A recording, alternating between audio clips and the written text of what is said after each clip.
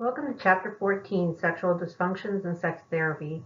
In this part one of the chapter, we're primarily going to be talking about how psychologists conceptualize sexual dysfunction, what kind of the categories of sexual dysfunctions are, some of the changes since the publication of the DSM-5. In part two, we'll be finishing up the description of the various categories of dysfunctions, and then moving on to talk about sex therapy. As I do in most of these chapters, I'm adding information to what's presented in your book from a variety of national organizations.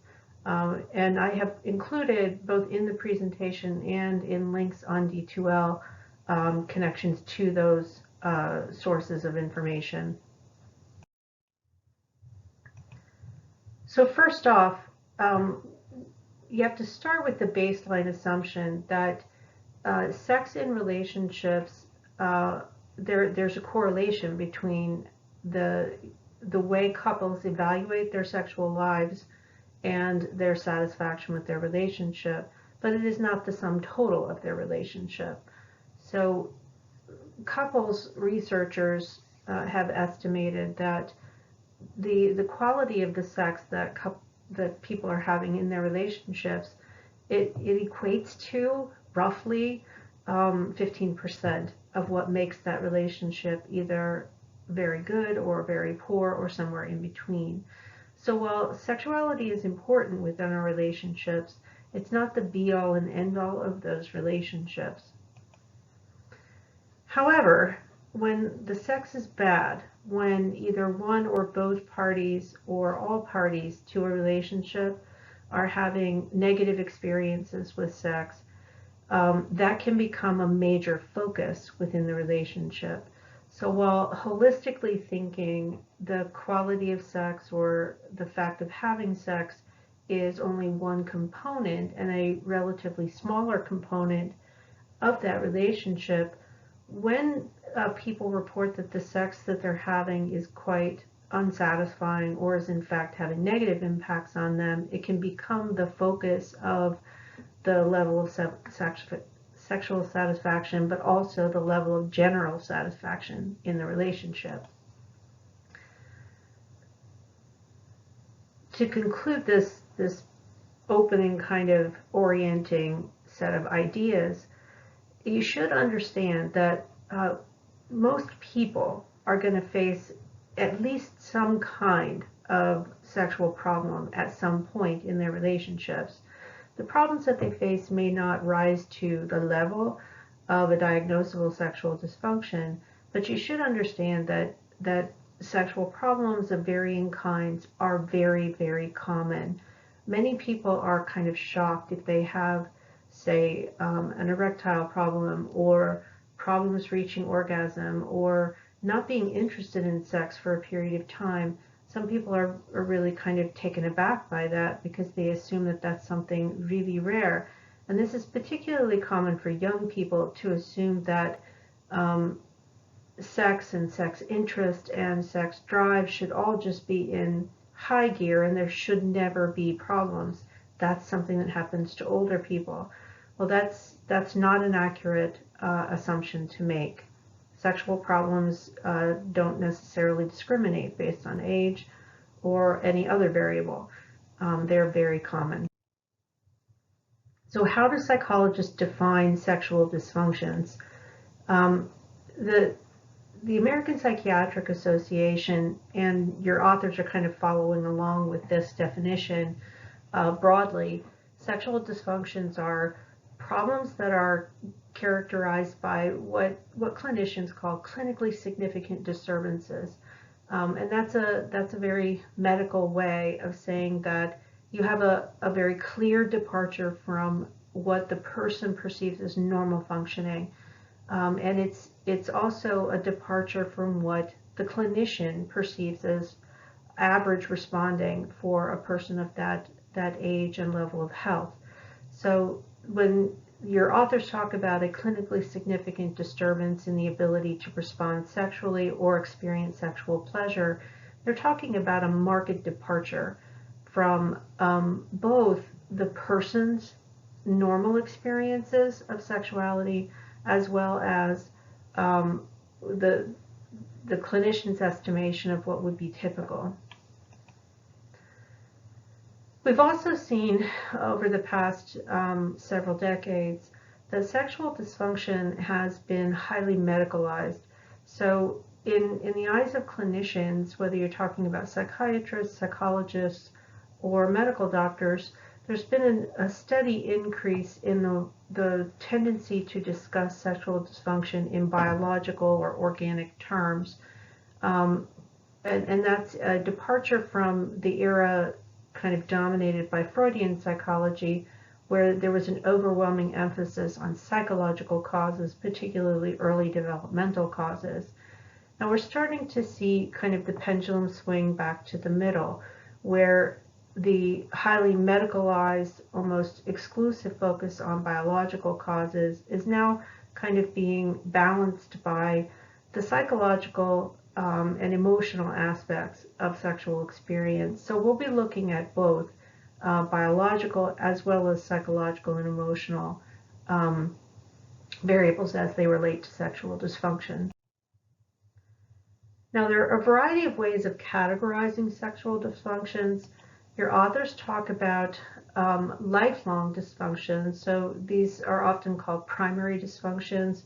And that means that the person has always experienced this particular problem or difficulty in functioning. So, for example, a woman may have never had an orgasm. So that's a lifelong dysfunction. Or a man may never have been able to achieve an erection. That would be a lifelong dysfunction. An acquired dysfunction is a dysfunction that the person experiences now but hasn't always. That's sometimes referred to in the literature as a secondary dysfunction. Some dysfunctions are purely situational, so it occurs with in a particular context, one kind of situation, but not in other situations. So, for example, a woman could be capable of having orgasm through self-stimulation, but not with her primary partner, even when with the same level of stimulation. That would be a situational dysfunction. Or, for instance, a man could have the ability to maintain arousal with a previous partner, but with his current partner, he is unable to do so. That might be situational. There's also the concept of generalized dysfunction, where you have a person who experiences dysfunction regardless of whether it's lifelong, acquired, or acquired. It occurs across the board, all partners, all contexts, all settings. So you could have a person who, for example, acquires an erectile dysfunction, and they can neither have achieve or maintain an erection either by self-stimulation or with a partner. That would be generalized. There are a number of organic causes that can contribute to a variety of sexual dysfunctions for both males and females. Physical illnesses, diseases, disabilities, and the treatments that are provided for them can have sexual ramifications for both men and women. There are a variety of neurological conditions and diseases of the neurological system that can have sexual consequences. Changes in weight can also lead to changes in sexual arousability and performance. The use of alcohol and drugs, whether you're talking about illicit or prescribed medications, or in some cases over-the-counter medications, can lead to sexual dysfunctions. The abuse of alcohol and drugs is very commonly correlated with changes in sexual arousal and changes in other aspects of sexual performance. I mentioned before, prescription medications can fairly often have sexual side effects, and those are questions that we should all have when we are talking to a physician or to a pharmacist about a medication that may be prescribed to us for the treatment of some other problem, is this going to, or is it likely to have some impact on my sexual well-being? Age is also a factor. Our bodies change as we grow and develop, and we need to keep up with the fact that those changes do occur, because they can have sexual consequences that can be met head on, and you can develop strategies for dealing with them. There are also sociocultural causes and contributing factors that are correlated with the emergence of sexual dysfunctions.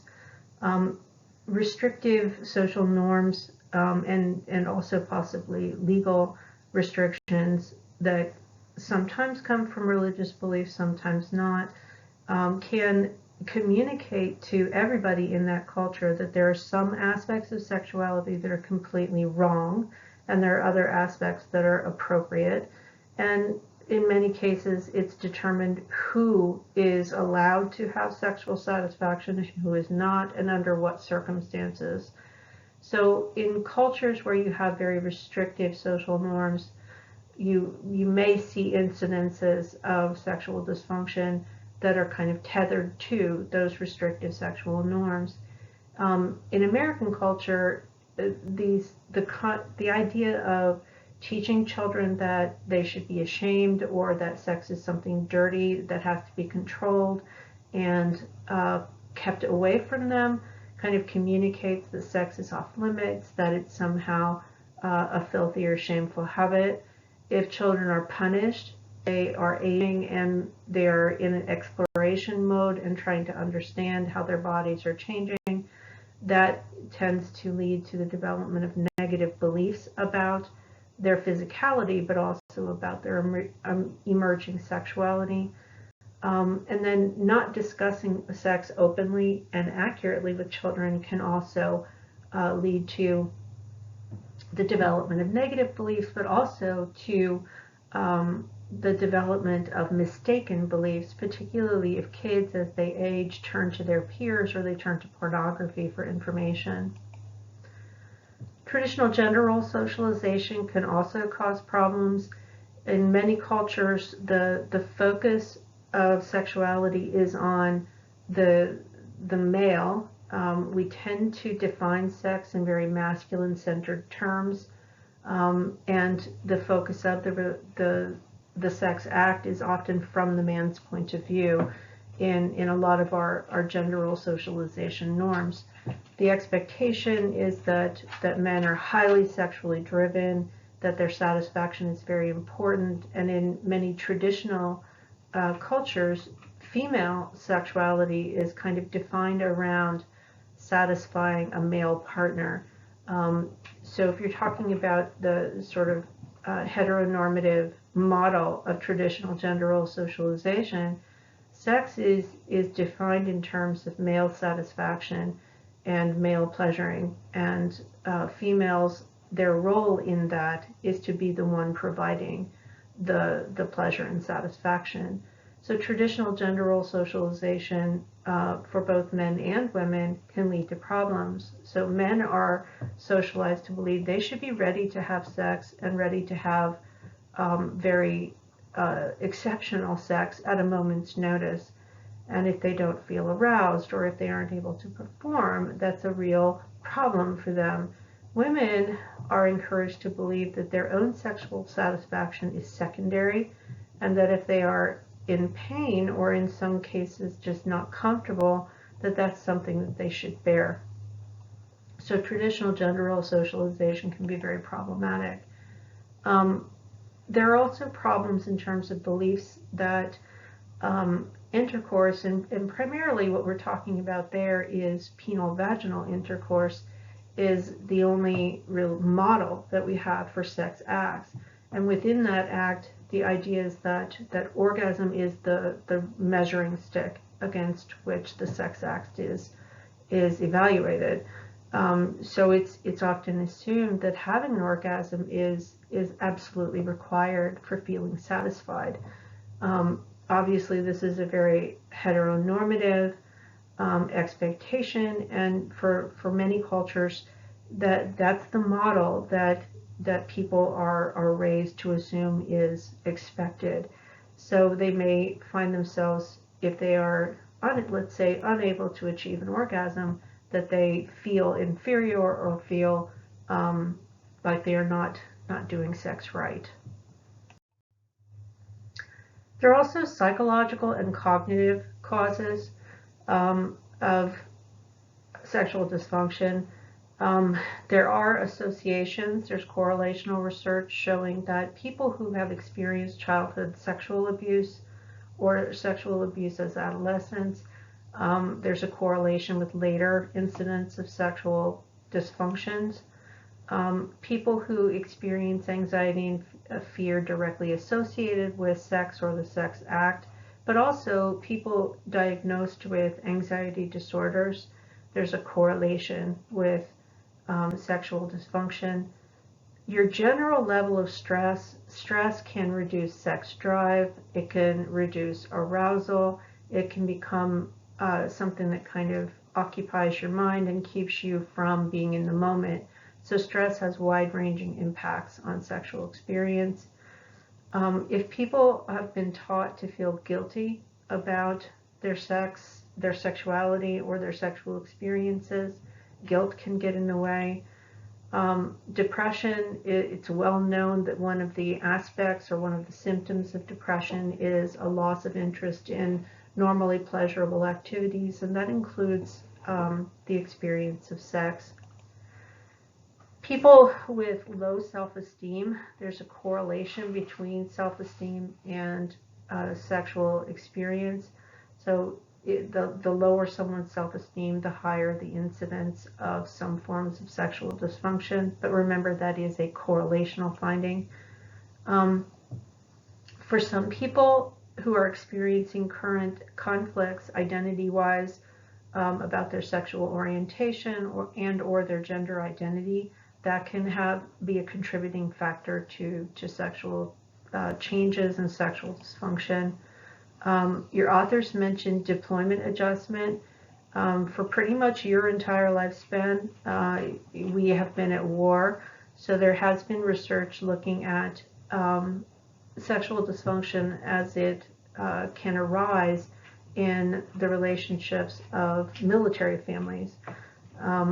And part of that is when people are deployed for a military assignment for long periods of time, several months at a time, returning and then adjusting to your sexual life, especially if there are other factors such as a traumatic brain injury, PTSD, anxiety, and depression. Those can all kind of become predictors of problems in sexual functioning. Also, as far as cognitive causes, if people believe myths and stereotypes about how sex is supposed to work, for example, if someone has gotten a lot of their sexual education from pornography, they're going to believe a lot of things that are simply not accurate about how sex should work, about what other people should find pleasurable, about what you yourself should find pleasurable, and that can be very problematic. Now, there are also relational causes and contributing factors. Before we talk about some of the problems, think about what does it take for people to report having satisfying sexual relationships. And what researchers have found is that people who are happy with their sexual relationships tend to report having sex-positive attitudes. So, what does it mean to have sex-positive attitudes? It means that you value your own pleasure, you value your partner's pleasure, you understand that sex, like every other aspect of your life, it's going to vary. It's not always going to be fabulous. It's sometimes going to be bad, and it's sometimes going to be hilarious. So there are sex-positive attitudes also include being very accepting of the fact that we have changing bodies. Our bodies sometimes let us down and don't always perform the way we would like them to. So all of those are positive sexual attitudes. Couples that report having sexual relationships that are satisfying also tend to report mutual commitment to contraceptive use. because one of the factors that can be predictive of positive attitudes towards sexual experiences is knowing that you're safe, knowing that the threat of pregnancy is not looming over you.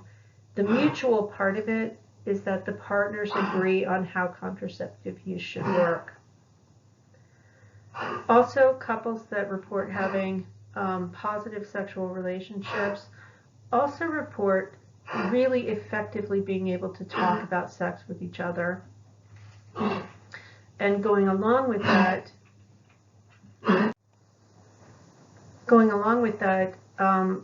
it comes the couple, the people making up a couple, agreeing that they each have the ability to say no without there being, a blow-up argument or a lot of taking it personally. And that's part of being sexually assertive, and feeling like you can address sexual problems as they arise. So all of those factors are predictors of having a satisfying sexual relationship.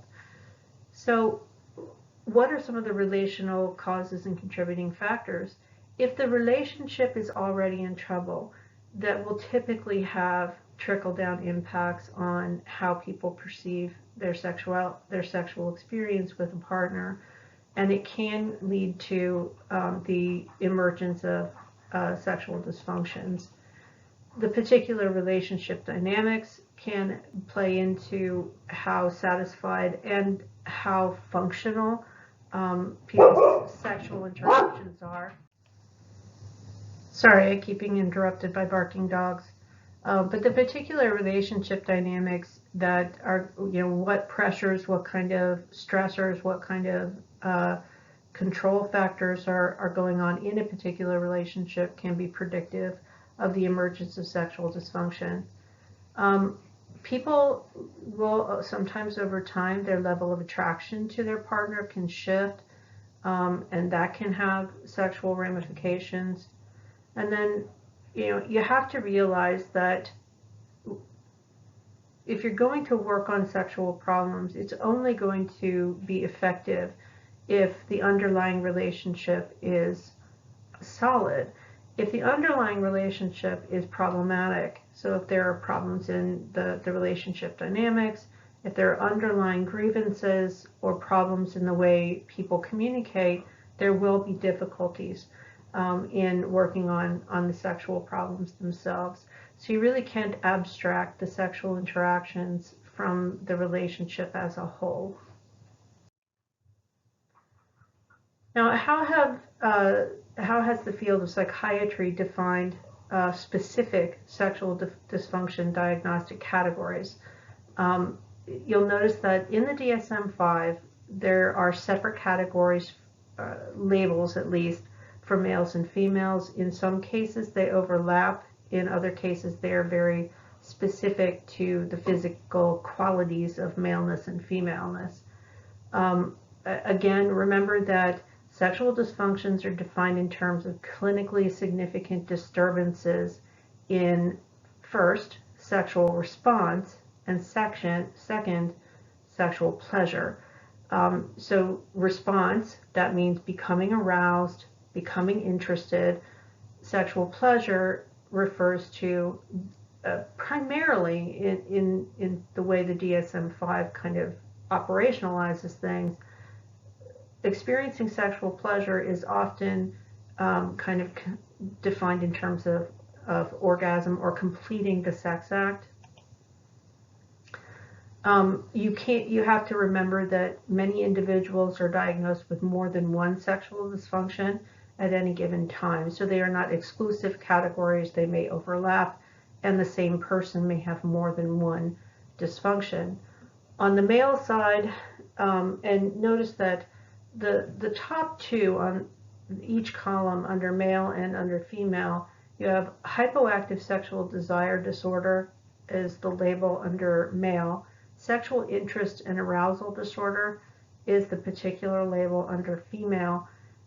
Descriptively, they're very, very similar.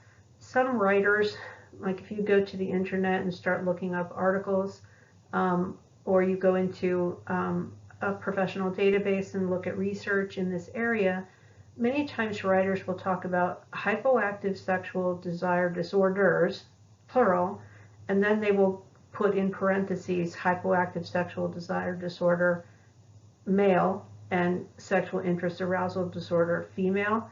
So many writers will kind of combine those and talk about them together, separating them only in terms of the specific words used to define the disorder as discrete from a male and female perspective.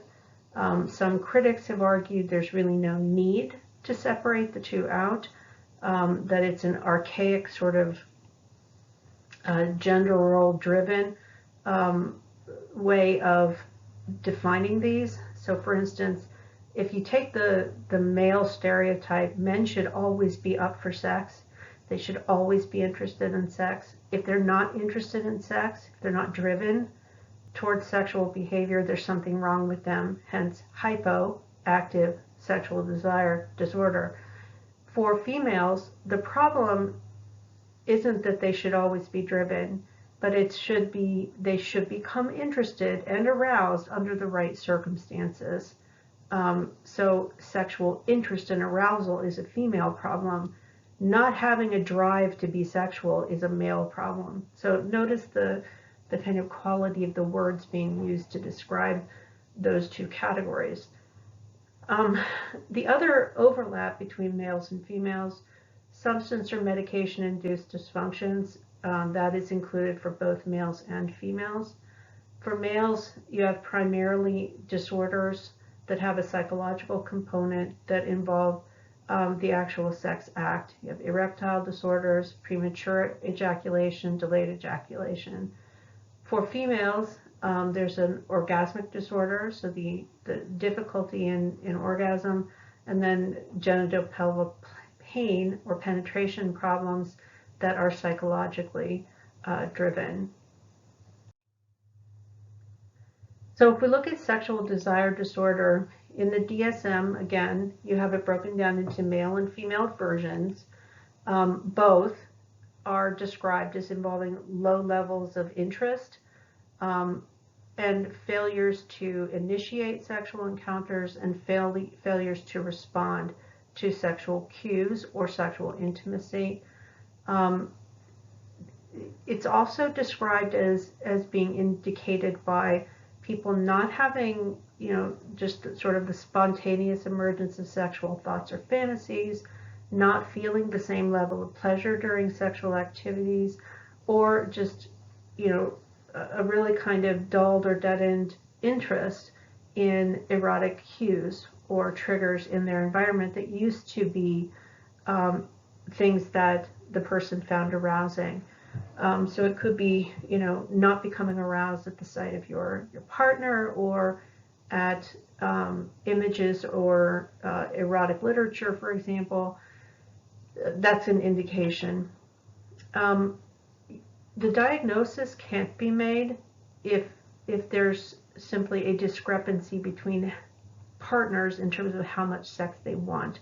So you're not going to say, let's say you have one partner who shows this lack of interest, but it's really in the context of the one partner isn't interested in having sex as often as the other partner. That's not a reason for diagnosing sexual desire disorder in one person if the only factor is that their partner wants more sex than they are interested in. Historically, when you look at female sexual interest arousal disorder, and you go back historically to how that category was created, it was often, a male would come in and complain to a physician that his wife wouldn't have sex with him. She was then labeled as having an inadequate level of sexual interest and arousal in response to her husband's needs. So it was, just one in a long line of many ways of pathologizing women for not being ready and able and willing sexual partners for men. So this bullet point here, it's a limiter for clinicians to say, no, you can't diagnose this if the only problem is that the other partner wants more sex than the person you're looking at. as your client. It's diagnosed when you have the person has the complaint that they have lost interest in sexuality, and it has been present for at least 6 months, and they're distressed by it. So someone on perusal, or maybe it was in a discussion thread, asked, how is this different from asexuality? Well, it's different from asexuality in terms primarily of significant distress. People who identify as asexual may have very limited interest in things sexual, particularly relationships with a partner that involve sex. They report low levels of arousal, but it is who they are. It is not distressing to them. It may be distressing to other people, but it's not distressing to them because it is part of their orientation. So calling it a dysfunction, it has to be something distressing for the person. Typically, when this disorder is diagnosed, you have a person who previously was interested in sex, enjoyed sex, was arousable to cues, and was responsive, but now they're not. And that's clinically significant distress. So the person has an expressed desire to reinitiate their arousal and be responsive to sex again, but they're not able to. You can have diagnoses about it being generalized. It may go across partners, but it also may be very situational. You can also kind of think about the emergence of sexual desire disorder over the course of a relationship. It can be quite complex. When people's interest in sex in the context of a long-term relationship, when their level of arousal, their level of interest shifts, whether it's for organic reasons or for psychological reasons or some mixture, it's going to be kind of woven into the fabric of the relationship. So when clinicians work with people who express these difficulties, it often becomes an issue for couples therapy or for marital therapy as well. For female sexual interest arousal disorder, the criteria articulated by the DSM committee is absent or reduced interest in sexual activity, absent or reduced sexual thoughts or fantasies, reduced or no initiation of sexual activity, reduced sexual excitement or responsiveness during sex, absent or reduced interest, arousal in response to cues, such as the partner's attempts to initiate, absent or reduced genital sensation. So what they're articulating here is a sensory and perception component. So to meet the criteria, as with the general description, at least 6 months, causing significant distress, and it can't be just a complaint on the part of the partner saying that she doesn't want to have sex as often as I do. It has to be, descriptive of the woman's perception of her own sexual responsiveness. Symptoms for male hypoactive sexual desire disorder overlap tremendously. You have reduced or absent sexual thoughts or fantasies, reduced or absent desire for activity. The symptoms have to be present for at least 6 months and cause significant distress. It can be a lifelong problem, an acquired problem. It can be generalized or situational. Now you notice there's some, it's really just these top 2 bullet points: reduced or absent thoughts and fantasies, reduced or absent desire for activity. You don't have the components that you see in the female interest and arousal disorder of responsiveness to cues, or of the physiological aspect of not having the same sensory reactivity. Some critics will say, why is that missing here? And I don't have a good answer for that question. So again, critics have really looked at why the gender separation in terms of sexual desire, and why the added components of, if a woman is exposed to cues, why is she not responding? Why is that not included in the description for male hypoactive sexual desire as well? And again, I don't have a good answer for that question. What are some causes or risk factors? People who, and in some research, what's been found is that people who have sex negative attitudes, or just generally negativistic attitudes about sex and sexuality, may be more likely to show sexual desire issues. If people are already having relationship problems, if there's abuse in the relationship, if communication is poor, that can be associated with diminished sexual desire. Now, you could ask yourself a legitimate question, and critics have asked this question: if my loss of desire to have sex with my partner is because they're abusing me, do I really have a dysfunction? And that's an important question to ask. And it's one that critics, when they look at this, say, that's really situational. It's not internal to the person. So should you really be pathologizing that person's lack of desire for sex in that context?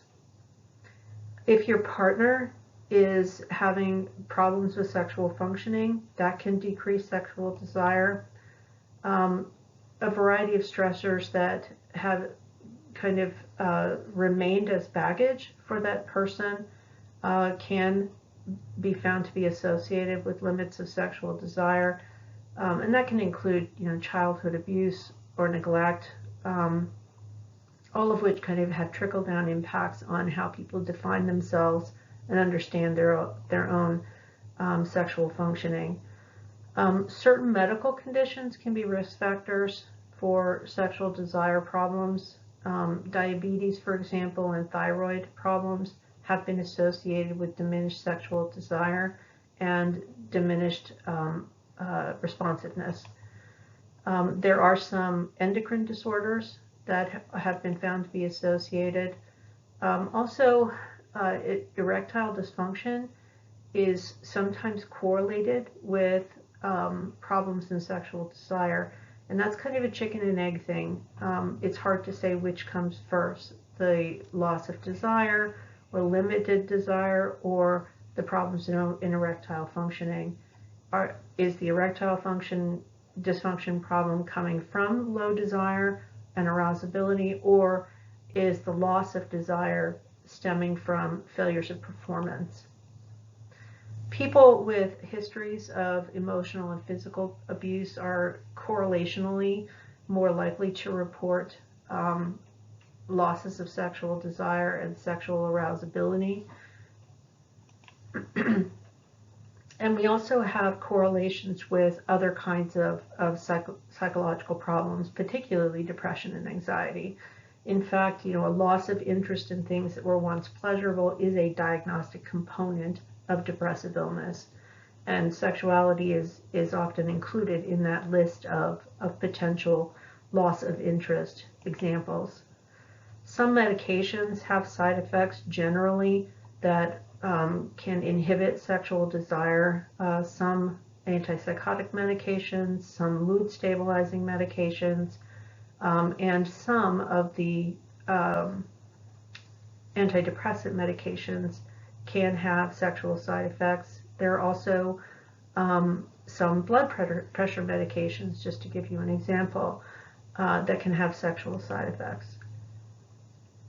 Generally speaking, stress in your life, whatever the cause, can inhibit sexual desire. It can interfere with arousal and can just preoccupy your mind. So it can interfere with your sexual functioning. And then alcohol, and you could include other kinds of drugs of abuse here, but alcohol use and abuse tend to be correlated with diminished sexual desire, but it also with diminished sexual performance generally. So how is sexual desire disorder prevented? Because that's primarily the approach that can be taken to make sure that you are protecting your sexual health. But we also need to talk about what happens afterwards. How can you treat it? Sex therapists and relationship therapists and marital and couples counselors, they talk about needing to set aside time for intimacy that is not sexual. So for some couples, they become kind of set in this pathway that says, we are intimate only when we have sex.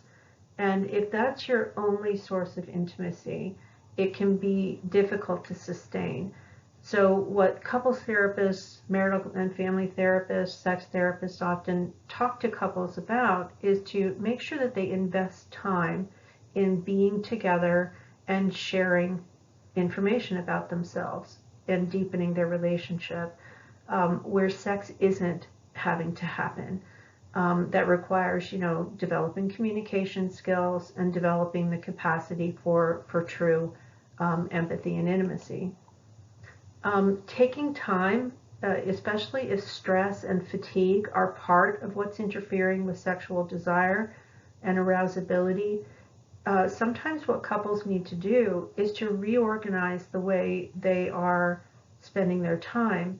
If they are constantly going to bed exhausted and then expect themselves to just flip a switch and become sexually aroused, they're not giving themselves a really good chance. Or if one partner is constantly exhausted and the other partner is not, they may need to think about how do we change kind of our lifestyle structure so that we can have sex at a time when we're both feeling good as opposed to exhausted or irritated and angry.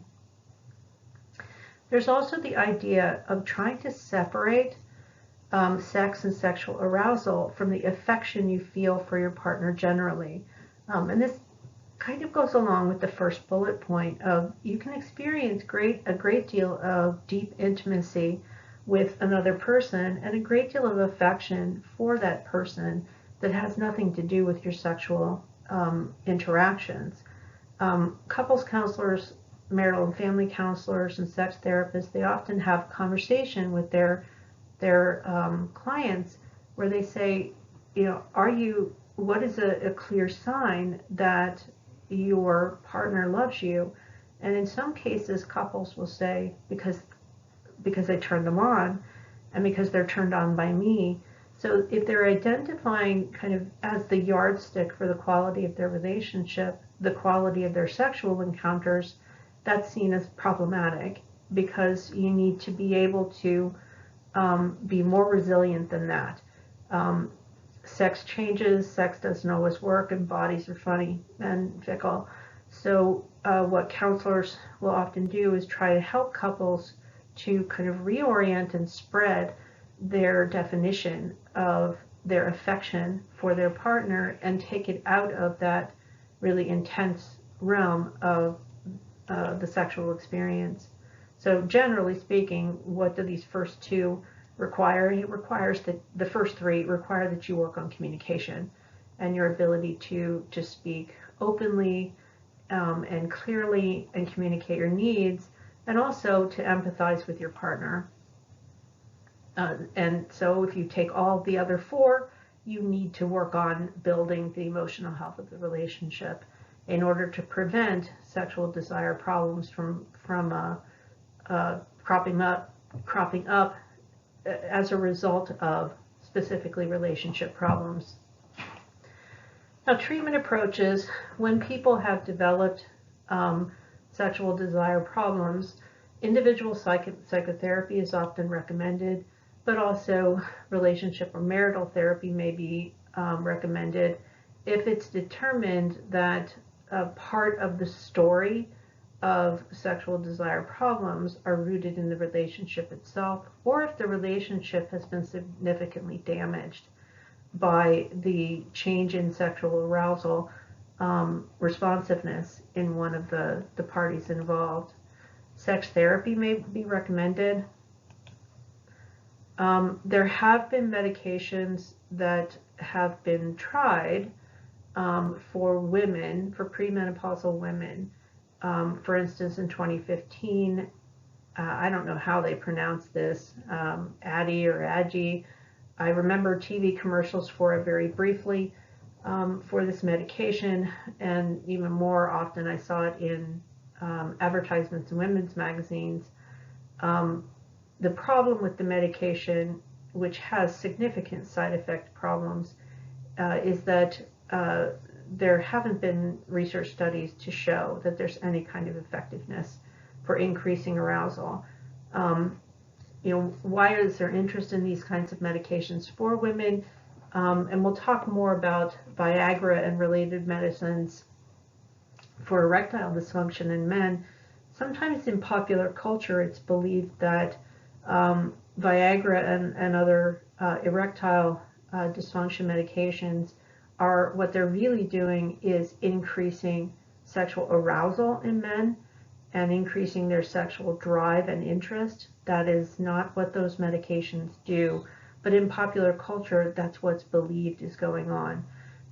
So there were sort of these pop culture demands for female Viagra that would increase women's level of arousal and interest. So a handful of medications have been tried, in some cases hormonal treatments, such as increasing testosterone levels for women and men for that matter, but the effectiveness for women with hypoactive sexual desire has been limited at best. So medications like this one have, as I've noted here, unproven efficacy. Now, ejaculation disorders, and there are several of them. The information I'm going to present here comes from the American Sexual Health Association. You can look at several categories. Only 2 of these are indicated in the Diagnostic and Statistical Manual for the American Psychiatric Association. Premature ejaculation is when ejaculation occurs sooner than what is desired by the individual and his partner, or inhibited or delayed ejaculation, where ejaculation is slow to occur or it doesn't happen at all, and that's with or without the experience of orgasm. And then there's also on the American Sexual Health Association fact sheet, it's not in the DSM, but there's also something that was described in your textbook called retrograde ejaculation, where ejaculate is forced into the bladder as opposed to the urethra. Now, it's not included in the DSM because with both premature ejaculation and inhibited or delayed ejaculation, there can be clear psychological components, clear cognitive components, clear behavioral components. In retrograde ejaculation, that's not seen as being the case. It's seen as being an organic syndrome that is anatomical in nature as opposed to having psychological factors. So remember that for the ejaculation disorders to be considered a sexual dysfunction in psychological terms, there have to be possible causal pathways where a person's thinking, their emotions, their behaviors are at least in part a cause of the problem.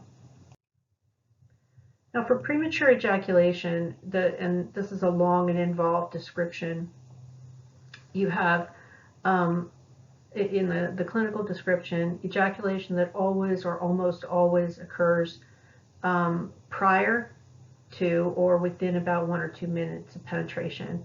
And that's the first component of the definition. So you have either pre-penetration or just post-penetration, almost immediate ejaculation. The other components of the definition, the inability of the person to be able to slow down ejaculation after multiple attempts at doing so, and the experience, and this is the way with all psychological disorders, if you're going to call this a dysfunction, there have to be personal consequences. So the person has experienced negative personal consequences, they experience distress, frustration, they may avoid sexual encounters, they may feel guilty or inadequate, and so on. So that last component is the component that makes it a sexual dysfunction that is recognized by the psychiatric community. Like most of the sexual dysfunctions, it has to be persistent over at least 6 months and experienced the vast majority of the time, so over 75% of the person's sexual encounters. And it also has to be, it can't be better explained by some other kind of factor, such as a pre-existing psychological disorder or severe problems within a relationship or other kinds of stressors. Now, premature ejaculation is the most commonly reported ejaculation problem. It's especially prevalent among younger men who have less sexual experience. Typically, as people age, young men may report very fast ejaculations as a general rule, but as they age, as they get more experience and more practice, typically men report having better control and more a greater ability to sustain erection prior to ejaculation when having sex with a partner. So when that doesn't happen, when people don't experience kind of a growth-related, experience-related increase in the ability to delay ejaculation, that's when it may rise to the level of a dysfunction. There are a variety of treatment approaches, teaching people about the possible causes, both physiological causes and psychological causes, trying to target within a counseling setting what are some of the predictors and triggers, what are some of the expectations, how are you communicating with your partner, and what kinds of expectations does your partner have.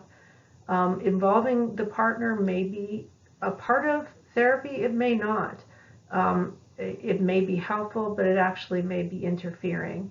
In some cases, there are medical interventions, but the majority of the time what you're talking about is teaching people the basics of sexual response and some very specific techniques for slowing down the process and steadily, incrementally increasing the capacity to delay ejaculation. Delayed or inhibited ejaculation, kind of the opposite problem. You have an absence or delay.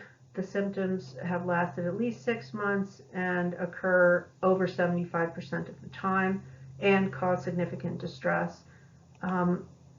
It also has to be, just like with the last one, it can't be better explained by another mental disorder or the impact of drugs or alcohol.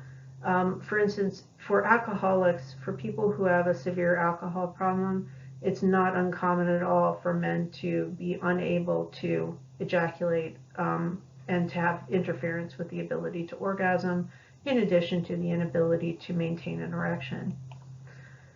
Treatment tends to look at some of the psychosocial factors. For example, some research has shown that men who experience delayed or inhibited ejaculation tend to report being sexually anxious and have interfering cognitions. It's not clear whether that came first or their experiences with delayed inhibited ejaculation triggered those anxious thoughts, though.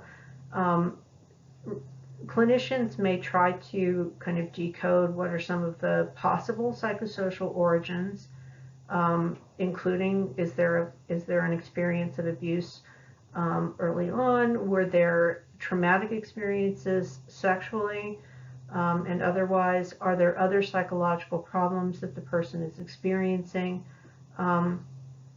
They may be connected to the person needing to have a better understanding of their physiology. It could be that they're not taking the time or getting enough stimulation to achieve orgasm or ejaculation.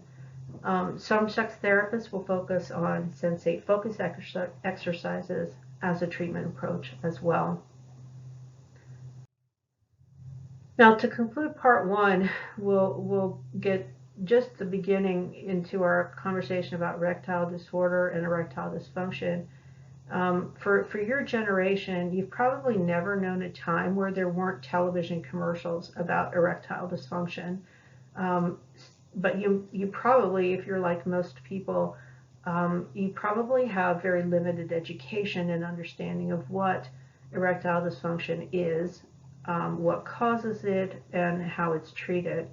What you're aware of are all of those Viagra commercials and other kinds of medications that are in the same class. Erectile disorder or erectile dysfunction, which are terms that are used interchangeably, what you have as diagnostic criteria are persistent, recurrent inability to maintain an erection long enough to complete sexual activity. It has to persist for at least 6 months. And like with the other erectile dysfunctions that we've described so far, at least 75% of situations, and it causes significant distress. You have to have a stipulation. It can't be better explained by other mental disorders. It can't be due to severe relationship problems or other significant external stressors. It also can't be explainable as a side effect of substance abuse. As I mentioned on the last slide, people with chronic alcohol problems and people who abuse certain other chemicals can have kind of chronic erectile dysfunction as a result of their abuse of substances. Now, next time when we do part two, we'll look at the specifics of erectile dysfunction. What are some of the precipitating factors? What are some of the treatments available? And then we'll move on in part two to talking about sex therapy more generally.